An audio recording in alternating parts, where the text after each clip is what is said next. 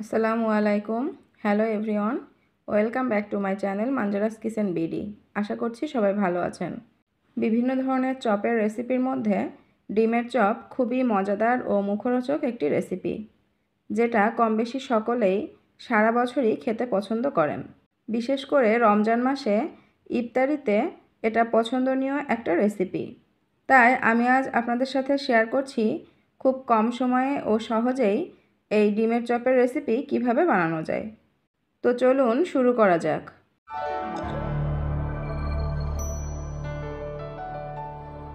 এই চপ রেসিপির জন্য আমি প্রথমে একটা বেসনের ব্যাটার বানিয়ে নিব। তার জন্য একটা মিক্সিং বোলে নিয়ে নিচ্ছি মেজারমেন্ট কাপের হাফ কাপ পরিমাণ বেসন। এর মধ্যে দিয়ে দিচ্ছি 3 টেবিল চামচ শুকনা চাউলের গুঁড়া। এই চাউলের গুঁড়া দেওয়ার ফলে চপটা খেতে বেশি মুচমুচে হবে। এরপর এখানে দিয়ে দিচ্ছি স্বাদমতো লবণ। এরপর দিচ্ছি হাফ চা চামচ হলুদের গুঁড়া। এখন দিচ্ছি হাফ চা চামচ শুকনা মরিচের গুঁড়া। সাথে দিয়ে দিচ্ছি 1 চা চামচ ভাজা জিরার গুঁড়া। এগুলো সুন্দর করে এভাবে হাত দিয়ে কিছুক্ষণ মেখে নিব। এভাবে কিছুক্ষণ মাখানোর পর এখানে পানি অ্যাড করব। এটা নর্মাল পানি অ্যাড করছি। প্রথমে অল্প অল্প পরিমাণ পানি দিয়ে এভাবে একটা পাতলা ব্যাটার তৈরি করে নিতে হবে। পানিটা একেবারে বেশি দিয়ে দেওয়া যাবে না। পানিটা দেওয়ার পরে এভাবে হাতের সাহায্যে কিছুক্ষণ সুন্দর করে মেখে নিতে হবে। ভালোভাবে মাখানো হয়ে গেলে একটা ঢাকনা দিয়ে আমি এটা 10 থেকে 15 মিনিটের মতো ঢেকে রেখে দিচ্ছি। আমি এখানে 2টা ডিম সিদ্ধ করে খোসা ছাড়িয়ে ভালো করে ধুয়ে নিয়েছি। এবার ডিমগুলো পিস করে নিব। আমি একটা ডিম থেকে 4 পিস করে বের করে নিয়েছি। আপনারা চাইলে এখানে 2 পিস করেও নিতে পারেন। এবার চপগুলো ভাজার জন্য চুলায় প্যান বসিয়ে পর্যাপ্ত পরিমাণে সয়াবিন তেল দিয়ে নিয়েছি। তেলটা হালকা গরম হওয়া পর্যন্ত কিছুক্ষণ অপেক্ষা করব।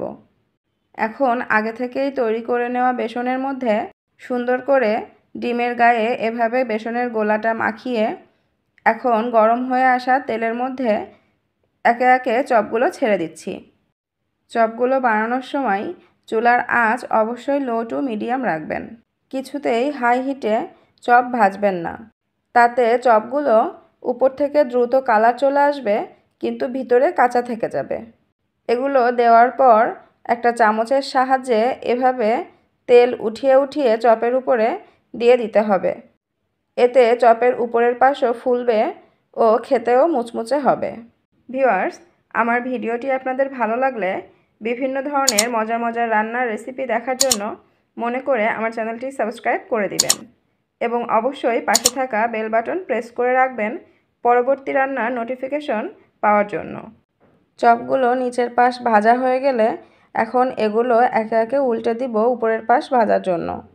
রমজান মাসে ইফতারিতে আমার বাসার সবাই এই ডিমের চপ রেসিপিটি খুব পছন্দ করে। দেখুন আমার চপের নিচের পাশও ভাজা হয়ে গেছে।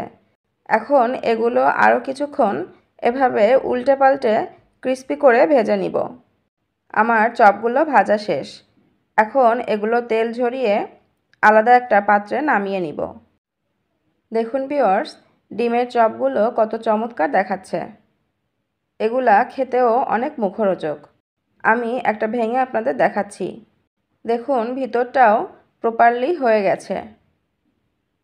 কত সহজে ও কম সময়ে তৈরি হয়ে গেল মজাদার এই রেসিপিটি। আপনারাও এটা বাসায় বানানো ট্রাই করতে পারেন। আশা করছি আমার আজকের এই রেসিপিটি আপনাদের ভালো লেগেছে। শেষ পর্যন্ত আমাদের সাথে থাকার জন্য ধন্যবাদ। ভালো থাকবেন, সুস্থ থাকবেন, স্বাস্থ্যকর খাবার খাবেন। আল্লাহ হাফেজ।